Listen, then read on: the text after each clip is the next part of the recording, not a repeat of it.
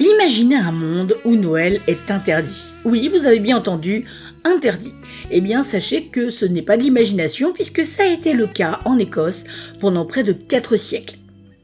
Mais pourquoi une fête aussi joyeuse a-t-elle été mise à l'index et comment a-t-elle retrouvé sa place dans le cœur et les foyers écossais? Nous allons voir ensemble maintenant. Tout commence au XVIIe siècle, en 1640, sous l'influence des puritains et de la réforme protestante. Le Parlement écossais adopte une loi interdisant la célébration de Noël. Pour eux, Noël n'était qu'une fête catholique corrompue, une distraction mondaine et païenne loin des enseignements bibliques. Les réjouissances, les banquets, les chants et même le simple fait de décorer une maison étaient jugés immoral. À la place, les puritains voulaient une vie austère centrée sur le travail et la prière. Et attention, cette interdiction était prise très au sérieux. Si vous osiez organiser un festin de Noël, vous risquiez une amende ou pire, une condamnation publique.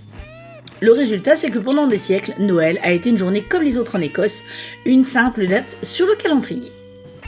Mais les traditions ont la vie dure et petit à petit, sous l'influence des pays voisins et grâce à l'évolution des mentalités, les Écossais ont commencé à raviver l'esprit de Noël. La révolution industrielle avec son cortège de changements sociaux a également joué un rôle clé et les ouvriers avaient besoin de pauses, de fêtes, de chaleur humaine, bref, de s'enjailler un peu.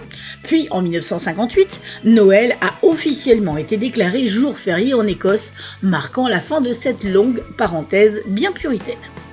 Aujourd'hui, l'Écosse célèbre Noël avec ferveur, mais sans oublier ses traditions uniques. Cette histoire nous rappelle que même les fêtes les plus universelles ont pu traverser des épreuves façonnées par la culture et l'histoire. Allez bien, on va faire la fête. Les puritains.